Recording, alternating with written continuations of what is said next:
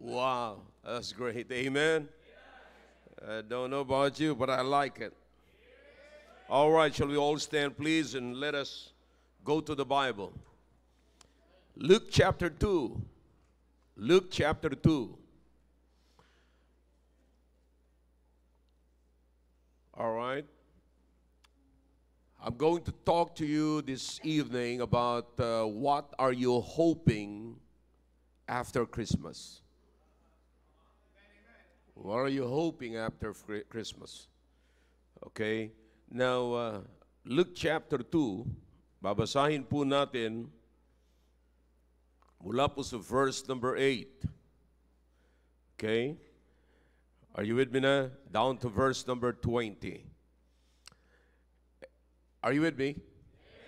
Okay, and there were in the same country shepherds abiding in the field, keeping watch over their flock by night. Okay, just to give you a heads up for the chapter dito sa context na to. Gusto ko pong maunawaan yung mabuti na most of the time ang mga writers ng Bible ay nagsusulat po sila ng mga miracles ng Panginoong Kristo after miracles. You see? And kung mapapansin niyo po dito mga kapatid, sa talata nito, we are in chapter 2, right? But in chapter 1, makikita niyo po dyan yung miracles ng Panginoon sa buhay ni Zacarias at saka ni Elizabeth. Okay? Are you with me? Okay, para lang maunawaan niyo mabuti mga kapatid. Alam niyo, ang sarap pagka naunawaan niyo ang Biblia. Sarap mag-aral ng Biblia. Alright? Then right after, 6 months after that, God again performed a miracle in the life of Mary. If you can recall that.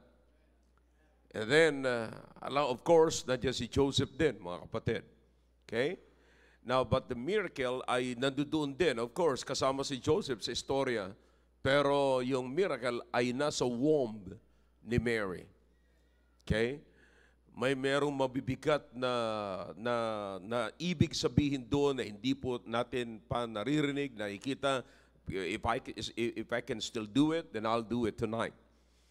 But after that, di ba? After the miracle sa buhay po ni Zacarias and Elizabeth,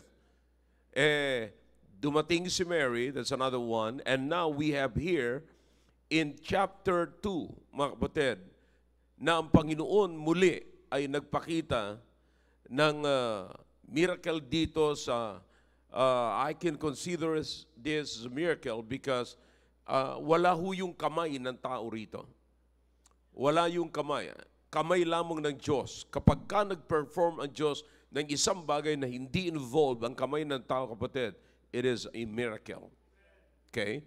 Alright? In chapter 8, here comes, ang sabi ng Biblia, in the same country, shepherds abiding in the field, keeping watch over their flock by night. And, lo, the angel of the Lord came upon them, and the glory of the Lord shone round about them. And they were sore afraid. And the angel said unto them, Fear not, for, behold, I bring you good tidings of great joy, which shall be to all people.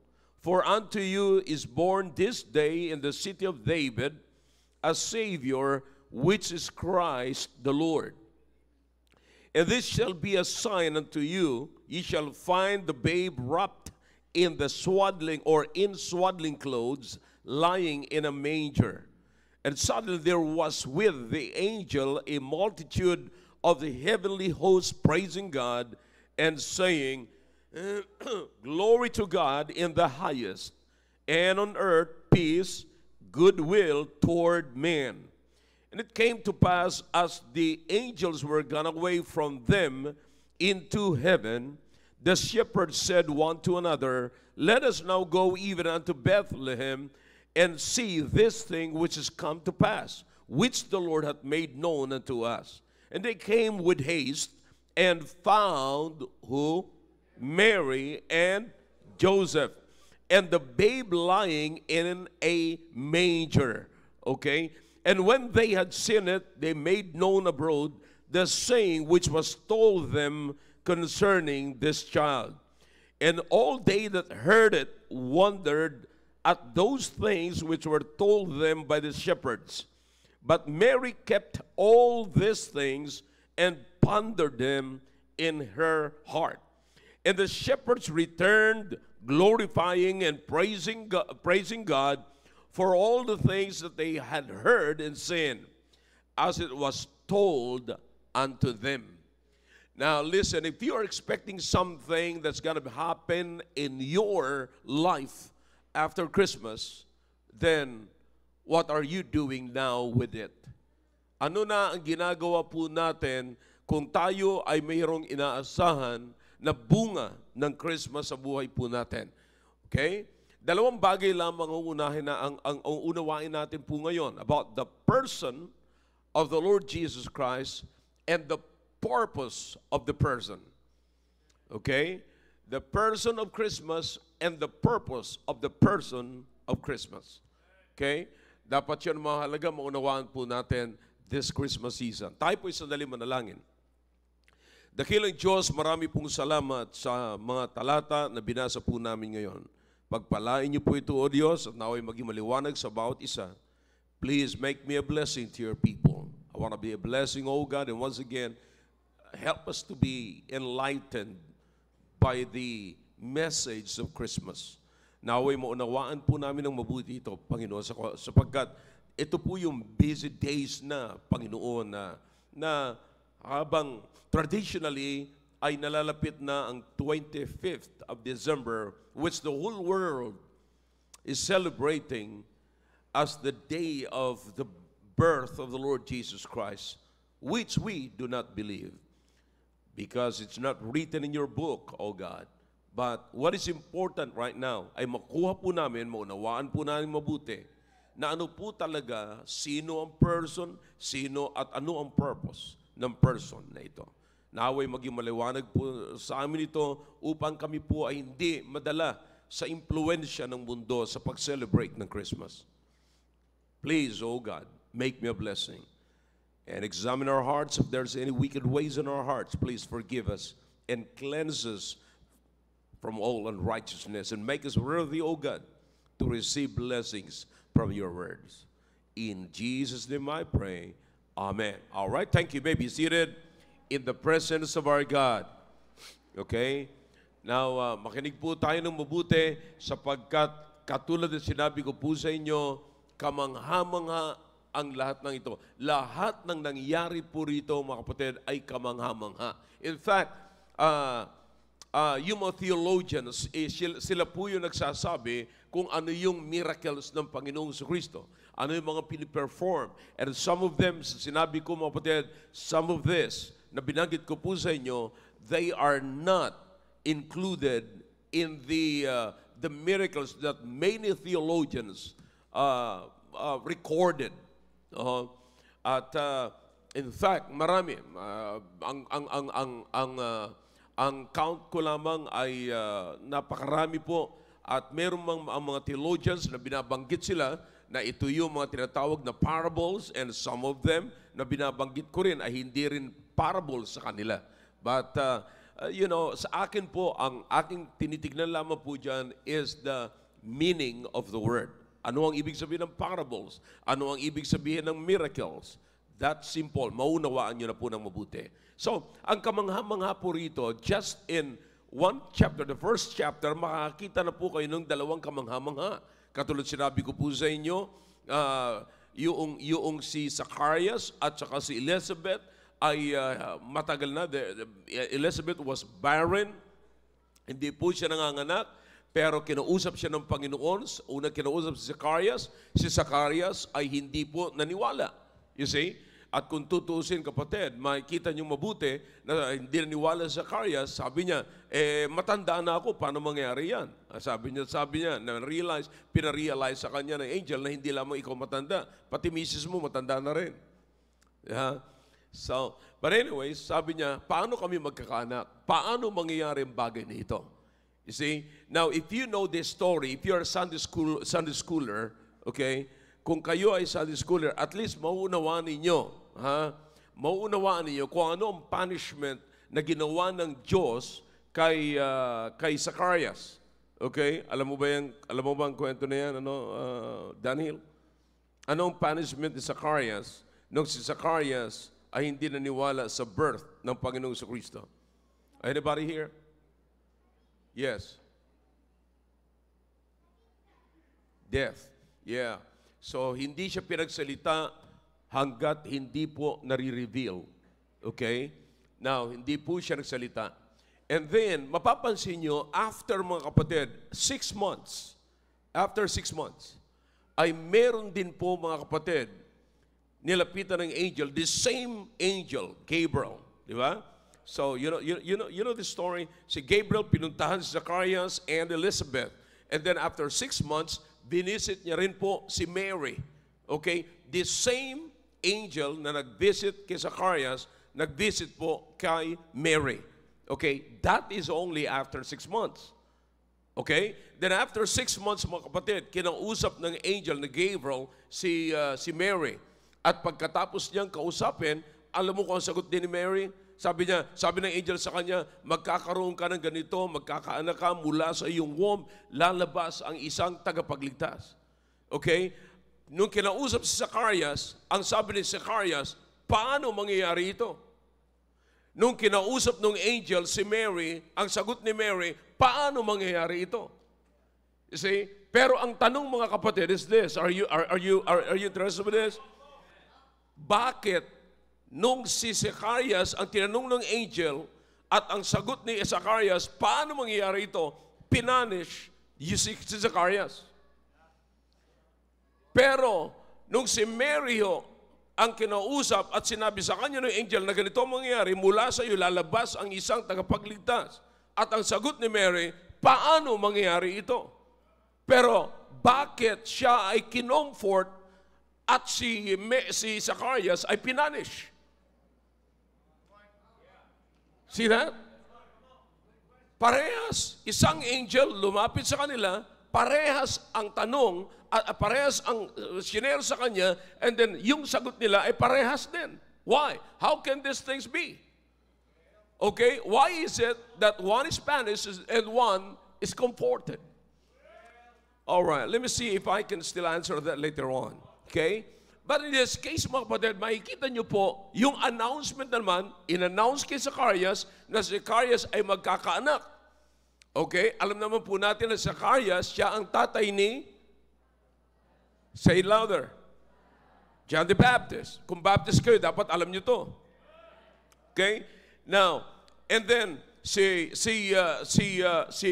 Mary ay nilapitan po siya. Nagpakita rin sa kanya. Alright, this time, ang angel ay nag-appear, mga kapatid, nag-appeared sa kanila ang angel na nagbabalita rin sa verse number 10. In fact, they were afraid, the shepherds. So, now listen, let me tell you something about shepherds, mga kapatid. Ang shepherds po ay hindi po yan mga kilalang tao. Hindi po yan mga high profile. Mga low profile po yan. Alam niyo kung bakit?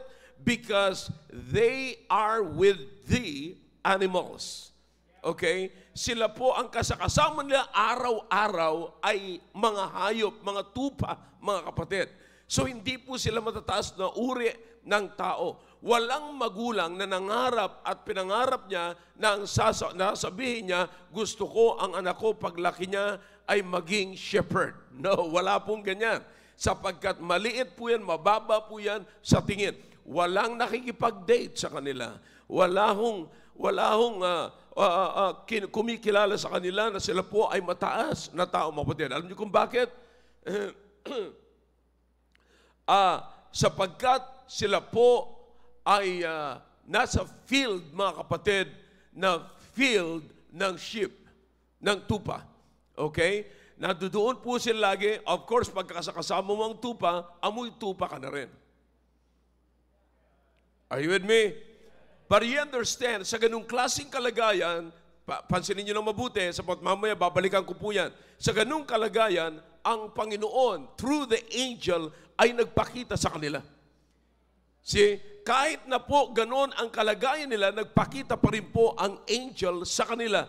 And announcing, nang sabi niya, rejoice. I'm bringing you good news, good tidings of great joy. This good tidings has a great joy. Mayroong mga mabuting balita na walang kasiyahan.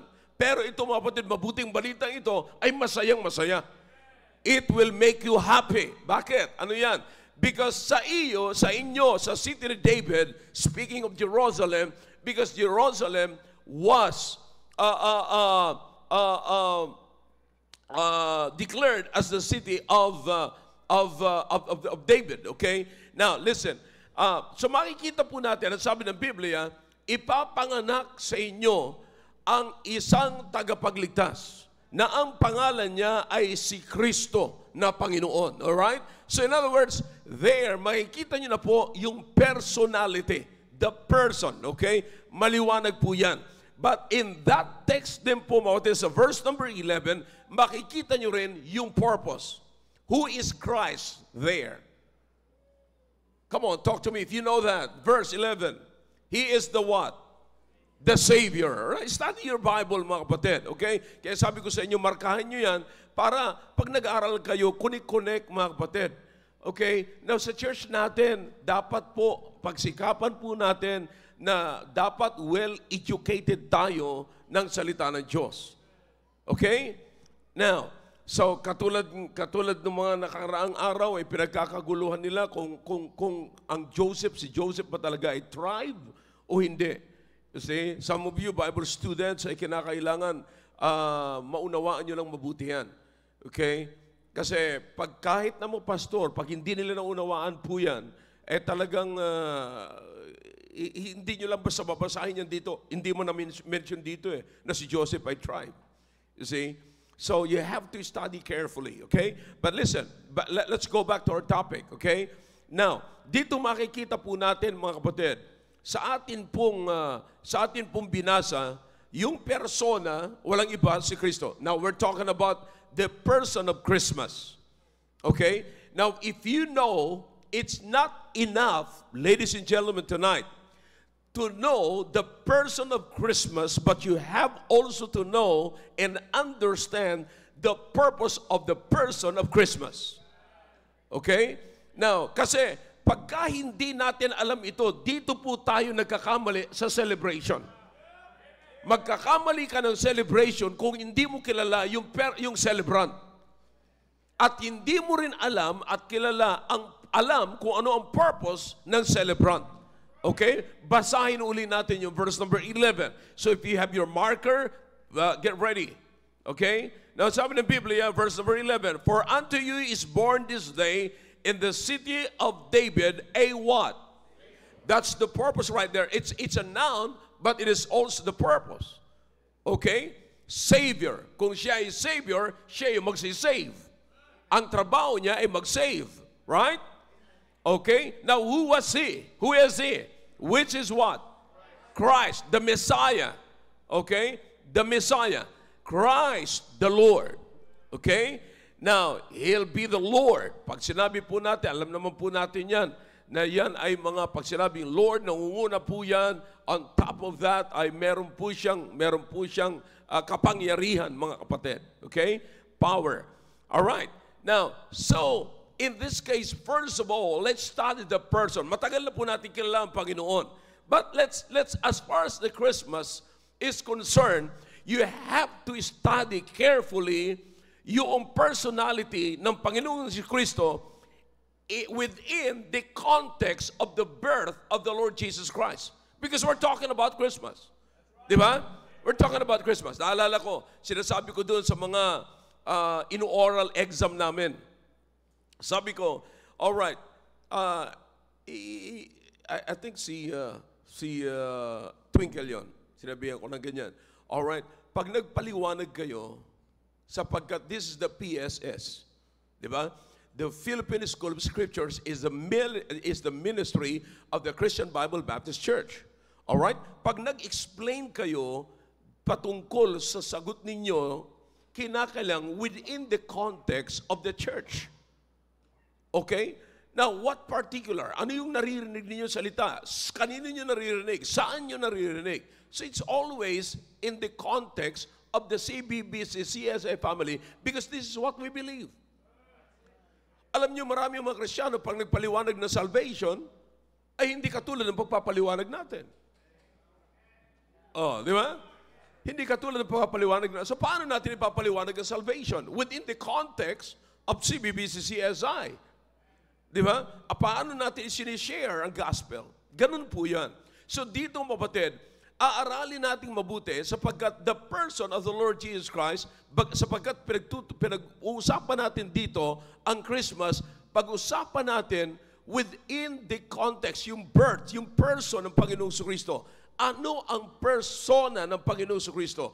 First, you have to go to kung paano ipinanganak ang Panginoong Kristo. Okay? Now, paano ipinanganak ang Panginoong Kristo? Kaya, kapatid, listen. Kaya bakit kinakailangan ko pang sabihin sa inyo tungkol sa ang personality ng Panginoong Kristo? Matagal na kayo rito. Kilalang-kilala nyo na si Kristo ay Diyos. I don't know kung meron nakaupo dito ngayon na hindi naniniwala na si Kristo ay Diyos. Kung meron man, mamaya dapat ka maniwala na. Okay? Now, bakit kinakailangan pag-usapan natin uli rito? Because kapatid, pinag-uusapan natin ang persona ng Christmas na dapat nating makita rito, mga kapatid, na wala siyang katulad. Bakit kinakailangan natin banggitin pa ito na wala siyang katulad? Kasi during the celebration, may itinutulad. May itinutulad. Now, ano ngayon, mga kapatid, ang attention ng mga tao?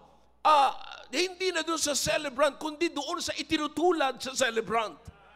You see, I'm talking about Santa Claus. Di ba? Now, ilan sa mga bata dito, mga kapatid, na pinaniwala natin noong araw, pinaniwala ng mga magulang, ang mga magulang ng Pilipinas, mga kapatid, ay talagang pinaniwala nila ang kanilang anak na maglagay ng bulsa sa bintana, medyas, kasi bulsa eh. Kasi lalagyan na yun ang nasa isip ko eh.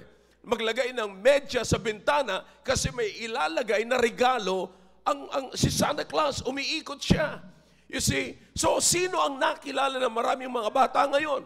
Mas kilala nila ang Santa Claus kaysa kay Kristo. So, sino ba talaga ang persona ng Christmas? Si Santa Claus o si Kristo? Si Kristo, kapatid, at hindi mo siya pwedeng itulad kay Santa Claus. Hindi siya pwedeng pumantay. Hindi pwedeng ipantay si Santa Claus doon, kapatid, sa Panginoong Kristo sa persona ng Christmas. Nor the decorations of Christmas. Nor the pine trees during Christmas. Nor the trees, the Christmas trees, kapatid. Sapagkat kaya minsan ang attention na kay Santa Claus. Bakit? Because of the gift. Bakit nasa Christmas tree ang attention ng mga tao? Because of the gift or gifts under the tree. Listen, you cannot compare the Lord Jesus Christ to the gifts under the tree because He is the perfect gift hang on the tree and not under the tree. Did you realize that? You see, yun ang problema. Kaya marami mga kapatid, ang inilalagay nila at tinutulad nila ang Panginoong Kristo sa Christmas tree. They're paying attention to the Christmas trees because the gifts are under it. You see, but listen, the most important gift is not under the tree, but the most important gift is the one who was hung on the tree. Did you get that? You see? It's so important to take note of that.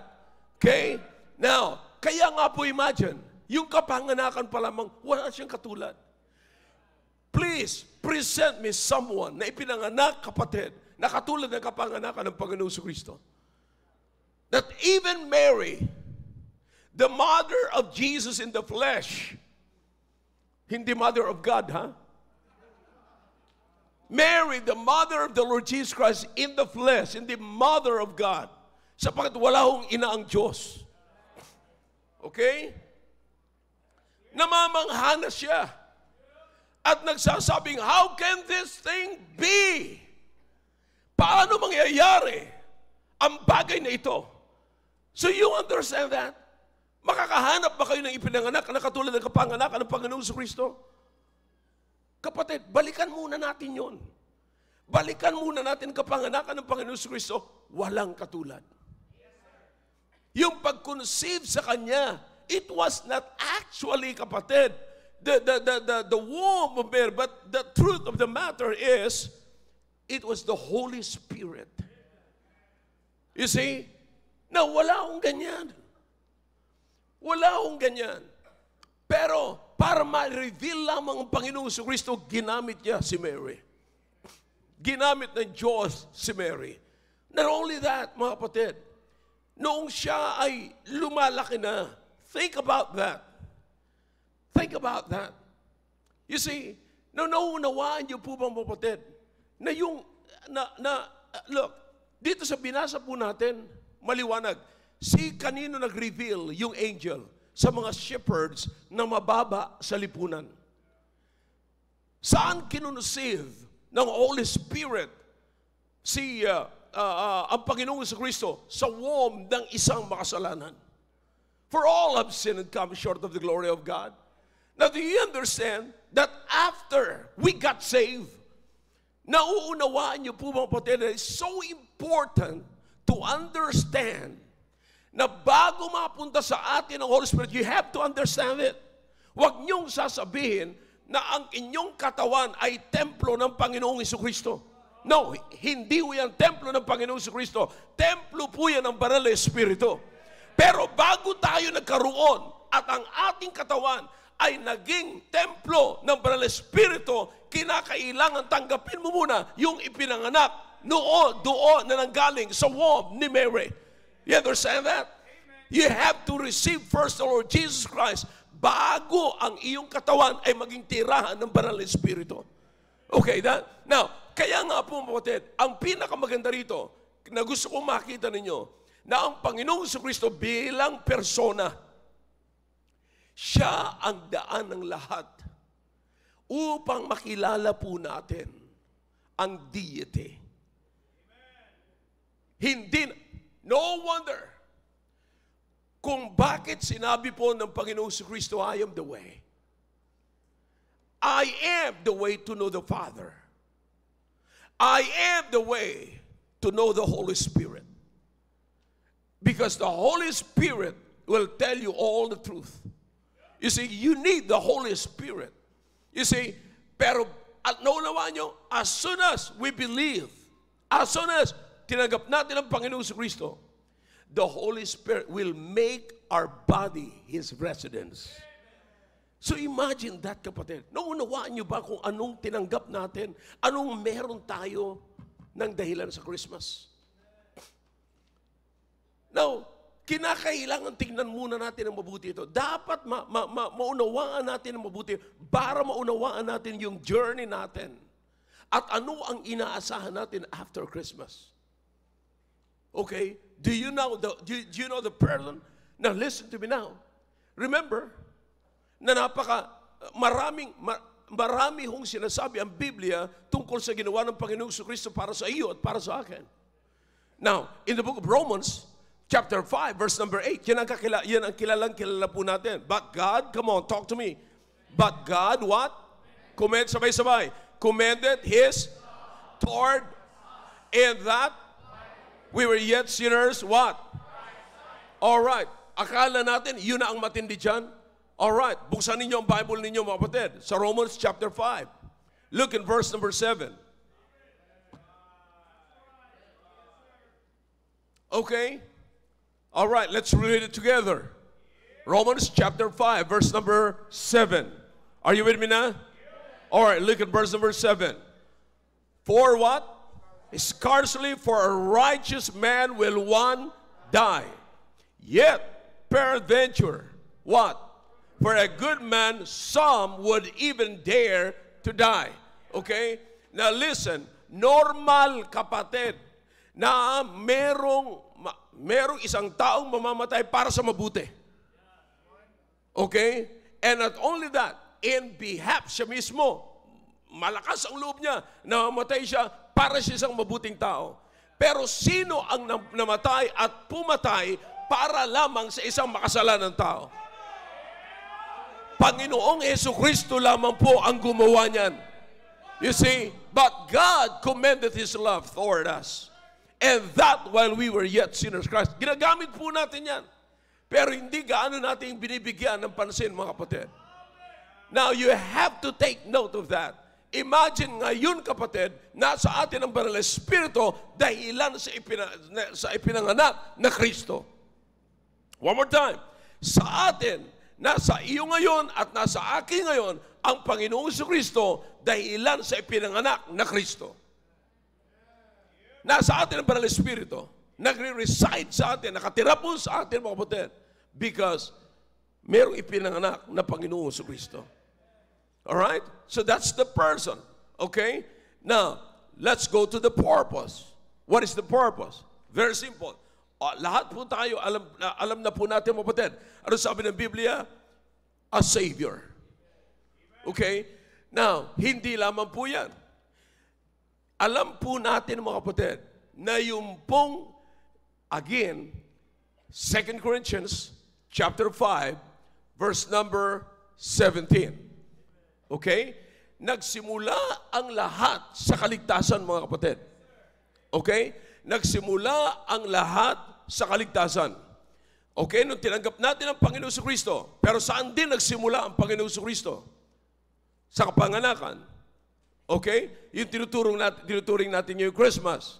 Okay, dyan lahat nagsimula. Alright? Siya ay binigay niya ang kanyang sarili.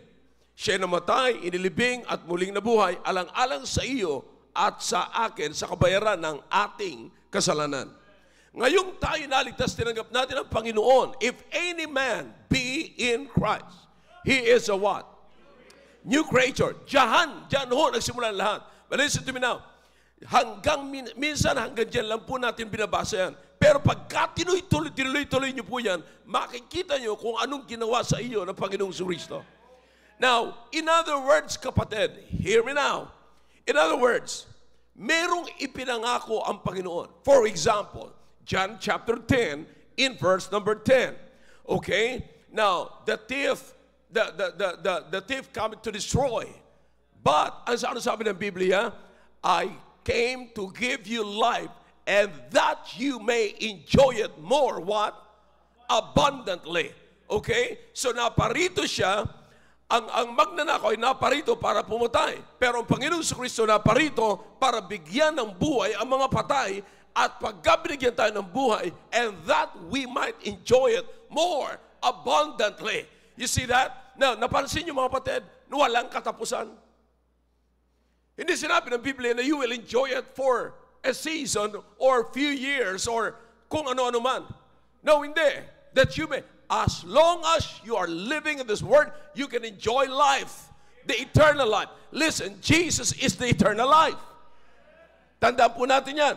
Eternal life is in Jesus Christ. Kaya nga po, nung tinanggap natin ang Panginoon Kristo, meron na tayong pribileyo na ipamuhay ang buhay ng Panginoong Kristo. Kaya nga ang buhay ng Kristiyano ay hindi na ho yan buhay ng ordinaryong tao, kundi yan po ay buhay ng Panginoong Jesucristo. It is something, I don't know about you, kung naunawaan niyo po sinasabi ko ngayon. That is Christian life, mga kapatid. Yan ang Kristiyanong buhay. Kaya nga naniniwala ako na ang buhay ng Kristiyano ay hindi ordinaryong buhay. Now, here it is. Tingnan niyo po na mabuti. Hindi po nagtatapos dito. Ang sabi ng Biblia, that you may enjoy it more abundantly. More abundantly. Enjoy it today, bukas iba na naman yan. Nagsusor yan, mga kapatid. Okay? Pataas ng pataas po yan. So mapapansin niyo po, ang sabi ng Biblia, let's go back to the book of Luke. Go back to the book of Luke. Chapter 2. Alright? Ano sabi sa verse number 10? And the angel said unto them, fear not, for what? Behold, I bring you what? Good tidings of what? Alright. Did you notice that? Is it true? Yes, because the Bible says so. The Bible says so. All right? And then let's go to the context, kapatid. Tingnan nyo sa verse number 20. All right? Verse number 20. And the shepherds. Una, ang nag-announce dito, kapatid. Verse number 13 muna. And suddenly there was with the angel a multitude of the what? Heavenly host, praising God and saying, Glory to God in the highest, and on earth peace, goodwill toward men. And notice that. And then the Bible says, verse number 15, it came to pass, as the angels were gone away from them into heaven, the shepherds said one to another, Let us now go even unto where? Bethlehem. Para ano? To see this thing which is come to pass. Okay? Which is come to pass. Okay? Mangyayari. Which the Lord hath made known unto us. And they came with haste and found Mary and Joseph and the babe lying in a manger. And when they had seen it, they made known abroad the saying which was told them concerning the child. And all they that heard it wondered at those things which were told them by the shepherds. Okay? Drop down to verse number 20. And the shepherds returned, glorifying and praising God for all the things that they what? Had heard and what? And seen as it was told unto them. Now listen, nais kong sabihin sa inyo, mga kapatid, ang nakita ng mga shepherds na ito ay yung in-announce ng angel na merong ipapanganak na matatagpuan mo sa Bethlehem, Judah. Alright? At doon sa Bethlehem, may makikita ka doon na sabsaban, manger, at nandoon ang isang bata. Na yung bata na yon ay si Jesus. Na yung bata na yon ay tagapagligtas. Ililigtas niya ang buong sangkatauhan, ang makasalanan. Now, we understand, na alam naman po natin, na sa pag nag-soul winning po tayo, yan ang laman ng soul winning natin. But listen, again, let me bring you back to the manger. Sinong nasa manger? Who? Baby. Baby. Hindi pa ho siya, kapatid. Sinasabi pa lang na siya yung, pag nakita nyo yan, siya yung tagapagligtas. Hindi pa siya namamatay, hindi pa siya inililibing, hindi pa siya muling nabubuhay. But did you notice, mga kapatid, na yung mga shepherds, kapatid, they went back with what? Gladness. They are rejoicing. But you know, why is that? Because they believe na siya talagang tagapagligtas, na talagang mayroong mangyayaring ganito sa future. You see, now here I'm saying, mga kapatid, hindi pa man nila nakikita kung maliwanag, kapatid. Tignan mo. All right, let's go to the Bible. Let's go. Verse number 20. And the what? Shepherds. Kanino sa verse number 8, mga kapatid. And there were in the same country what? In verse number 8, you have there the word shepherds. That is before the announcement. After the announcement in verse number 20, again, they are still what? Shepherds. Now here's the thing. Sa pasimula ng announcement, shepherds sila. Pagkatapos ng announcement, shepherds pa rin sila. Walang nabago sa kalagayan nila, pero masaya na sila. Bakit? Naniniwala sila na may balita at ang balita ay totoo. Bagamat wala pa, kapatid, hindi nung nakita nila ang baby ay yumaman na sila. No, shepherds pa rin sila. But they are rejoicing though they are still shepherds. Maybe I'm talking to you tonight. Maaaring nung natagpuan mo, Panginoong Kristo, ganun pa rin ang kalagayan mo sa buhay. Maaari sasabihin mo, hindi pa ako umaasenso, hindi pa umaangat ang buhay ko. But listen, think about the life that God is availing you. You see, ang sabi ng Biblia, He came not to destroy, but He came to give you life that you may enjoy it more abundantly. Nauunawaan niyo ba ang ibig sabihin? Maraming umaasa, kapatid, na kapag nakilala ng Panginoong Kristo, akala nila yayaman na sila. Akala nila makakatira na sila sa isang palasyo. Akala nila magkakaroon na sila magandang sakyan. Akala tataas na ang kanilang sweldo. Kapatid, yung shepherd pa rin nung nakilala nila. Nung nakilala nila ang Panginoon, shepherds pa rin sila. Pero sabi ng Biblia, they are glorifying and praising God kahit na nasa kalagayan. Alam niyo kung bakit, mga kapatid? May inaasahan silang mangyayari sa buhay nila. Do you understand? Now, let's go to 2 Corinthians. If any man, you are now a new. Come on. You are now a what? New creatures. Now, think about this. Inaasahan mo ba yun? Now, I'm almost done with this message. Kaya ang tanong ko sa inyo, ano ang inaasahan mo after Christmas? Nagsimula tayo sa pasimula. Okay? Sa birth ng Panginoong Kristo. Ngayon, magtatapos ang Christmas season, ano naman kaya ang mangyayari? Nagkaroon ba ng development? Nagkaroon ba yung sinasabing you are now a new creature? If you are a new creature, all things are what? Wala na yun. Kaya nga you understand? Maaari, kapatid, sa gabing ito, maaari yung the very first time na nasave ka. Wow! Naisip mo ba, the very first time, eto na ang simula ng totoo kong buhay. Yeah! Yung dati kong buhay na painom-inom ako ng alak, pabarka-barkada ako, pagkapanahon ng Christmas, gala ako ng gala, makikipagbarkada ako, pero ngayon nakilala ko ang Panginoong Kristo. Bagamat ganito pa rin ang kabihisan ko, dito pa rin ako nakatira, pero at least nakakita ako that at the end of the season, there is going to something that's going to happen in my life that I am not going to be the same anymore. Yan ang dapat natin makita. Kaya sa tanong ko sa iyo, mga kapatid, ano ang inaasahan mo pagkatapos ng Christmas? We get used of it. Di ba? Parang nasanay na tayo na wala na lang. Kaya, ang nakakalungkot sa mga Kristiyano, kung kailan pa kayo tumatagal dito, saka pa kayo naghahanap ng entitlement. Ang dapat ang hanapin natin, kapatid, yung pagbabago sa buhay natin. Now, kung ako'y naging blessing sa taong ito, pwede ba ako maging blessing dito? Habang dumadami sana ang taon, dumadami ako, nagiging blessing ako sa marami. Hindi yung habang tumatagal ang panahon, dumadami ang araw, dumadami rin ang kaaway ninyo. Now, where is now Christmas?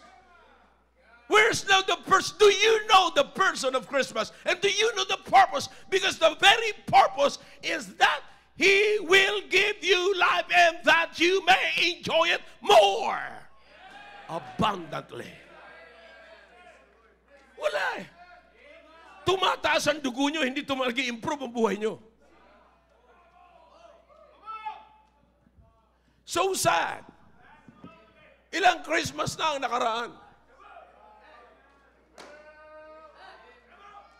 We're always talking about the very person of Christmas na nagbigay ng buhay sa atin. Pero are we showing it? We're showing about our life, our own life, but we're not showing the life of the Lord Jesus Christ. Tapos sasabi tayo ng Merry Christmas. It's time, kapatid. Anong aasahan mo ngayon? Sana naman, yung mga nagpapataas na ng dugo ninyo, nagpapataas ng mga maintenance ninyo, sana pa wala na yun eh. Alam niyo kung bakit? You're not keeping it. Do you understand? There's a passage here. So binasa po natin, mga kapatid. Okay, look in verse number 19. But what? Who is it? Mary. What? Anong ginawa ni Mary? Kept all these things and pondered them in her heart. Listen, I'm almost done. Kapatid, everybody look at this way. Alam niyo ba si Mary, na pwede niyang ilagay sa iyo, sa kanyang puso, pwede niyang iponder sa kanyang puso, yung iisipin niya, delikado ako rito Pwede akong batuhin ng mga tao hanggang sa mamatay ako. Bakit? I'm a virgin. I'm a lad. Bata pa ako. Tapos, magdadalang tao ako. Kahihiyan ito, mga kapatid. Ang kaparusahan dito, bato. Papatayin siya. So, in other words, pwedeng i-keep ni Mary yung sama ng loob. I-keep niya yung kahihiyan. Mahihiya ako. I-keep niya ang takot. Alam niyo naman po, mga kapatid, fear can paralyze. Pwede niyang i-keep. Pero ang kinip niya, yung saya na mula sa kanya, lalabas ang tagapagligtas. Kapatid, ano yung kinikip natin mula sa kapanganakan, mula nung ipinanganak tayo na maguli sa Panginoong Jesucristo? Ano yung kinikip natin? At ano yung dadali natin pagpasok na naman ng bagong taon? After Christmas. Just like Mary, dito mga kapatid. Nakakalungkot kung kaya tayo nagkakasakit, kaya tayo nagkakarambola ang buhay, ang ating pamilya, sapagkat ang kinikip natin, yung sama ng loob na ini-spread natin sa buong pamilya natin. So ashamed. Dapat iisipin natin na hindi ko tatapusin ang Christmas na ito na hindi ako nag-i-enjoy. Mag-i-enjoy ako ngayong Christmas. Sapagkat iisipin ko ang Panginoong Jesucristo is not about who is with me or sino yung mga company ko. No, it's not about it. It's about the one who was born for me. Yung ipinanganak, yun ang mahalaga sa akin. Hindi yung kung sino nakapaligid sa akin, mga kapatid. It's not about the gift. It's not about the Christmas tree. It's not about the person of or other people na kasama ko sa Christmas, but it's about the person of the Christmas. And what is the purpose of that person? It is not just the purpose. It is not enough to say, well, he's the person of Christmas. But you have to know what is the purpose of the person of Christmas. Para malaman mo, para hindi ka maligaw. Ano ang purpose ng persona na yan? Bakit siya ipinanganak? Diba? To give me life that I may enjoy it more abundantly. Am I enjoying my Christian life now? Kapag think about this, kung anong nilagay, kung sino ang nasa katawan natin. Hindi yung mga patay na manok.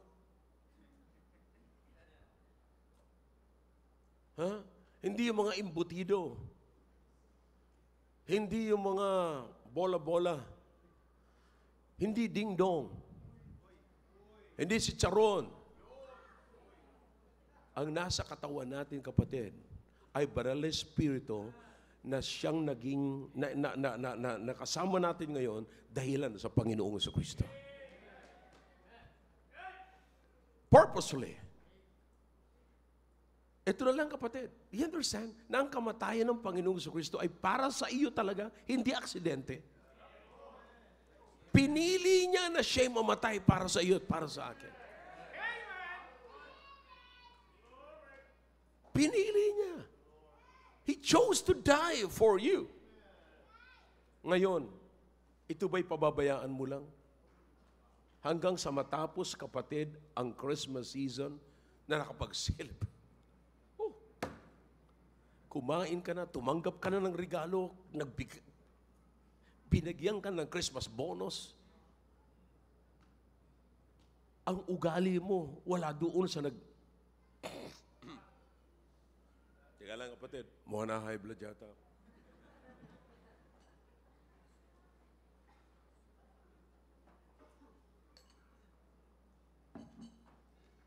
Be honest.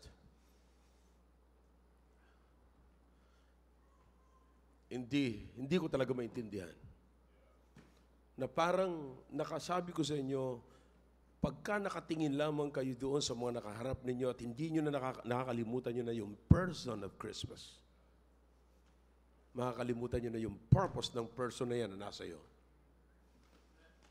He's the very person who said, I will never leave you nor forsake you. Listen to me now. Through Christ, sa buhay ng Panginoong Kristo, nakasalalay ang mabungang buhay mo. Because the Bible says, He uses that illustration in the book of John chapter 15, if you can remember that. Ano yun? He said, I am the vine and you are the branches. Pagka tayo nag-abide sa Kanya, mamumunga tayo. Sapagat anumang hihilingin natin sa Kanya, ay ibibigay niya. Bakit? Kung anong buhay, vitamina, lahat na nagfo-flow sa puno, yan din yung pupunta sa sanga na nagiging dahilan para magkabunga ang sanga. So what is that when Jesus explained that? The branch must take. Ye are the branches, sabi niya. How will you abide yourself in the vine? Take the Word of God. When you say, when the Bible says, take the Word of God, live it. Live with it. Live it and practice it. I know it's hard, sapat hindi po tayo sanay sa ganyan. Pero if you want to enjoy your Christian life, you live it.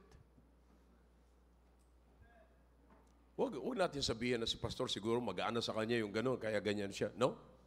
I have to fight. Fight. Kailangan labanan ko rin yan. Grabe Ba, akala nyo kayo lang nakakaranas sa sama ng loob. Nakakaranas din ako ng sama ng loob. Pero hindi ko papahintulutan na ang sama ng loob ay maging daan para magka-cancer ako, para pumangit ako, para tumanda ako, para hindi na ako makalakad, para magkasakit ako.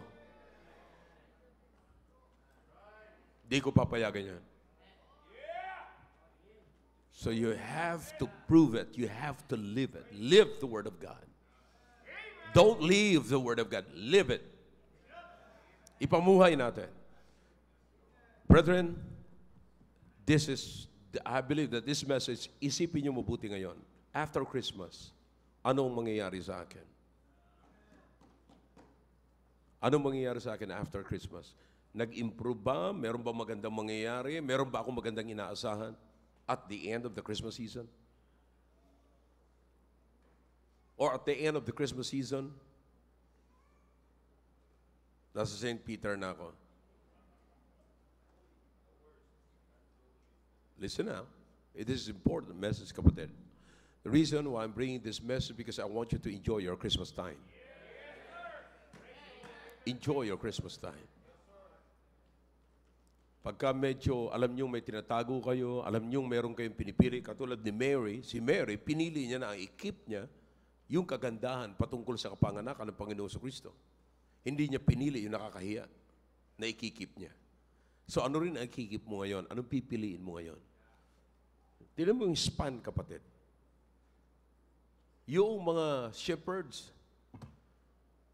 ano nangyari sa mga shepherds, mga kapatid? Wala pa namang nangyayari. Hindi pa nila nakikita yung future. Nakita pa lamang nila yung babe in Christ. Yung baby doon sa manger. Hindi pa nila nakita yung ano. See? Kapatid, the purpose is very important. Remember the person and the purpose of the person. Alam niyo, pagkaya ng inanawa, inilagay mo sa isip mo, sino man sa atin nakakilala sa Panginoon, hindi tayo magdududa. For example, pag may nakita kong hindi maganda rito, tapos nagsalita, maaaring mali lang ang kanyang pagkasabi, pero hindi niya pwedeng sabihin sa akin na gano'n ako. So, hindi ka laging, alam mo, paladuda, parang ganito po yan mga kapatid . Kung sino yung palaging maraming pera, siya lagi ang nagdududa na laging lanakawan.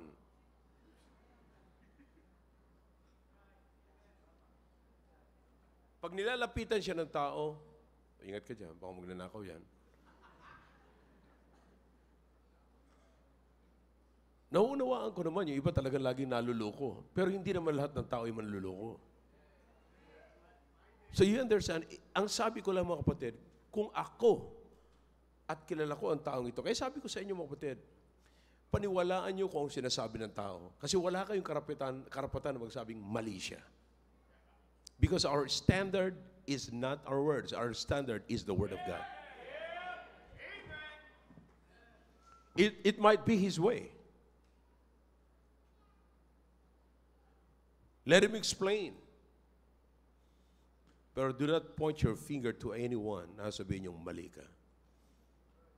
Okay. Brethren, let's put everything at para lumago tayo, para tumibay tayo. At the end of Christmas, meron tayong papagmalaki. Salamat na lang na may Kristong ipinanganak. Yan ang totoong pasasalamat. Ngayon, mapapasalamatan mo ba ang Panginoon? Pwede mo ba sabihin sa Panginoon, salamat na lang na merong Diyos. Salamat na lang na si Kristo nakilala ko. Ngayon, kung nakilala mo si Kristo, meron ka bang pwedeng ipagmalaki na pagbabago? Just like what I said, itong shepherds, doon sa kabila, shepherd siya. Nung nakita nila, shepherd pa rin siya, pero natutuwa sila. Bakit? Alam nilang may mangyayari sa kanila. Am I clear? Shall we all stand, please? Father, thank you for your words. I beg you, O God, to please use this message, O God, para ma-point kami doon sa katapusan ng Christmas na merong pagbabago at merong kaming inaasahan, Panginoon. Nawa po'y makita po namin ang aming sarili na meron po kaming inaasahan, Panginoon, na bagamat kami nasa ganito pa rin kalagayan, as far as maybe finance is concerned, material things is concerned, popularity is concerned, we're not that popular. But oh God, the good thing is, alam po namin na hindi lang kami hanggang lupa. Alam po namin na ang Panginoong Jesucristo ay merong hinanda po sa amin. He prepared a place for us. Thank you, O God, na meron kaming inaasahan at inaasahan po namin and that while we are in this world, we will live our life more abundantly. Thank you. Bless your people as they come. Your heads are bowed, your eyes are closed. God is speaking to your hearts through that message. Let's do it. Let's come to the throne of God. Let's make business with God.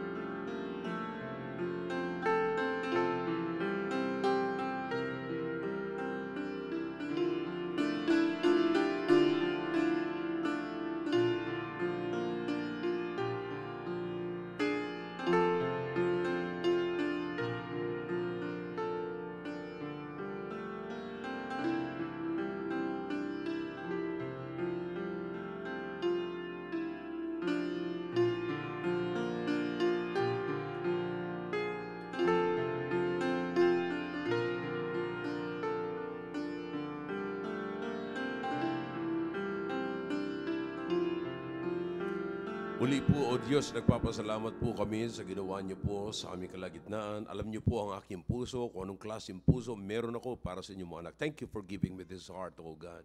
Thank you for this message. I know that it is not my message, this is your message. Thank you, Holy Spirit, for revealing this to me. Alam ko po, Panginoon, ang kalungkutan ninyo, katulad ng sinabi ni John, ang kasiyahan po ninyo ay makita ang inyong mga anak na lumalakad ayon sa inyong salita. At ang kalungkutan po ninyo ay hindi nyo masumpungan ang inyong mga anak na lumalakad sa inyong salita. Pagpalain niyo po ang mensaheng ito. Patuloy kayong gumawa po sa aming kalagitnaan, O Diyos. Ito po ang aming dalangin at pasasalamat sa pangalan po ni Jesus. Amen.